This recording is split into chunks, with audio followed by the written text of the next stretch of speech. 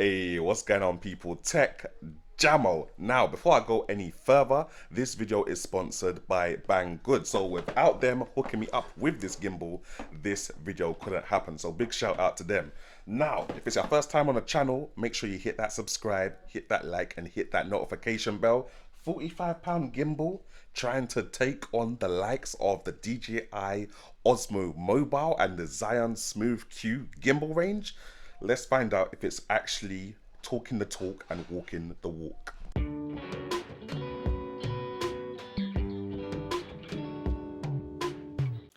Alright, so onto the box. As you can see, the thing is quite a simplistic box. Like, there's not really much going on here. You got a couple of features on the side of the box. Looks like it's got face tracking in a third-party app. On the back, it just says be a filmmaker, and it says free access gimbal. It doesn't even have the brand name of the gimbal on the front of the box. Anyway, let's have a look and see what's going on down here. Alright, now first of all, we got a little piece of instruction manual. Then we got some micro USB. I prefer to see some USB-C to know that we're nice and up to date, but you know, micro USB is good, it does the job. Then we got a little piece of lanyard, which I think you can connect to the gimbal and secure it even better when filming, but I would prefer to actually secure the phone itself. That's just me. Now, last but not least, we've got the gimbal itself, and to my relief, it looks quite a lot like the old-fashioned Zion Smooth Q that I used to have way back in the day, or was it the Smooth 4? Now, that's all good for me because I feel like a lot of these companies have a specific product and then all they do is they slap their logo on it. Now, this doesn't really have any logo on it at all. It just literally says that it's a gimbal, so that's all good. Now, the clamp up here, as you can see, is spring loaded, so it clamps down quite tight on the phone, which is good for security but not good for it pressing on the buttons that are on the sides of the phone. You got a little zoom in and zoom out button here on the side, so you can use that with the third-party app, it looks like. Then you've got this kind of shutter button which you can use, and you've got a mode button here, a power button, and you've got this analog slider. So you've got everything you need on a gimbal to make things happen, plus these two little LEDs at the top. On the side here, you've got a little port for USB power bank and for the micro USB charging port. So yeah, that's all good. And what's that down here? It looks like you got a little tripod connector. So that's everything on the gimbal, and yeah, it's ticking all the boxes so far.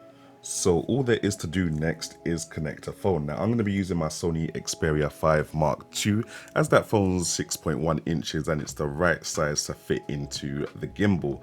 Now the buttons on the side of the phone do get pressed by the gimbal's clamps because they squeeze so hard, so it's important to make sure that they're not squeezing on the phone and adjust the phone accordingly. Next thing you got to do is make sure that the phone is balanced. If it's not balanced, you're going to use way more battery than you need to in the gimbal, and the gimbal is just going to move sluggish, fam. Now you can quickly adjust the balance of the gimbal by stretching out the arm that's towards the back of it. Once that's done, if you hold the power button for like 3 seconds, the gimbal turns on in a transformer-like fashion. And yeah, it's just on and it's good to go kind of thing. Same way, if you hold the power button again for 3 seconds, the thing will just turn off. Now, the gimbal has got like 3 different follow modes. The first follow mode is a pan and tilt mode, where it will turn left and right and it will look up and down depending on where you're facing. The second mode is a tilt lock mode, so it will still pan left and right depending on where you're facing, but it will no longer tilt up or downwards. And the third mode is a complete axis lock, so wherever you make the gimbal face, it will continue to face that way no matter what you do with the gimbal. You can twist up your arm, bend up your arm, rock your back, do all of that, the thing will still face in the same direction. This is the weirdest mode and it works so well. Also, I forget to mention, if you double tap the mode button at any time, you can reset or recenter the gimbal to the way you're facing. So, you know, you can either use that or you can use the analog slider. Alright, so the third-party app that they say to use with this gimbal is called Gimbal Pro. It's a relatively small download from the Google Play Store, and it is also available for iOS. Now, The Gimbal app is only mentioned in the back of the manual where you'll see the barcode, so don't chuck away the manual because you won't find the app otherwise. Now, the app's got two basic modes, video and photo mode. In photo mode, it's got this cool auto panorama mode where it can make a 180 degree or 330 degree panorama automatically. Like, it's literally set it and forget it. You put it down and it just turns on its own and makes that panorama for you.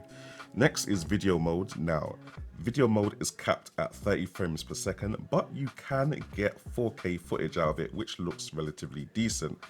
It's also got 1080p mode and 720p mode.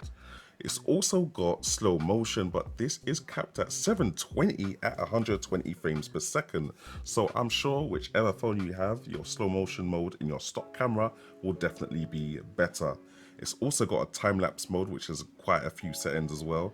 You may have this already on your stock camera app. I don't have this on the Sony Xperia 5 Mark II, so it's a welcome addition to the third-party app.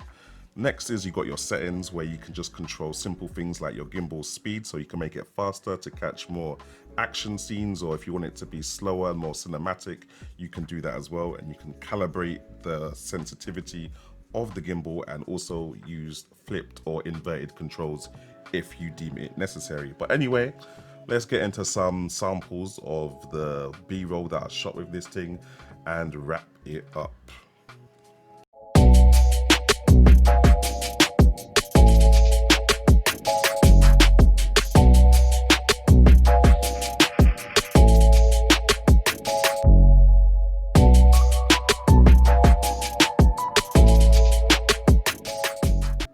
Alright, so conclusion thing, guys. The pros for me are that price point. Like, literally, as I keep on saying, normal gimbals like the DJI Osmo Mobile and the Xeon Smooth Q, they are £90 upwards. The functionality of this gimbal for £40 meets the same functionality as those gimbals do. The build quality is really good. It doubles up as a power bank. The panorama mode in the third-party app is really cool, you know, doing an automatic panorama. The third-party app also has 4K, and you don't even have to use the third-party app to get use of those physical buttons. Like, you can just connect the gimbal directly to the phone via Bluetooth and still get the use of the shutter button. However, this gimbal does have a few caveats, which you would expect for the price. But anyway, micro USB, come on, we're in 2021. We should be on a USB-C thing now. And the clamp on the gimbal, I've seen this in many gimbals, but it's spring loaded, which means it's gonna bother your phone if you've got buttons on the side of the phone where the clamp needs to sit. And the app itself is just a bit dodgy. It's just not a fully fledged AAA app experience. You know, like the same kind of experience you'd get from a DJI kind of thing. But the matter of fact still stands. This thing is 40 baht, half the price of normal gimbals. And when you consider the fact that the sheer functionality of it is basically the same as a normal gimbal, bruh, it's a win-win. It's a win-win for anyone. But anyway, guys, like, subscribe, all that sauce. I'll catch you guys in the next thing, innit? Bless.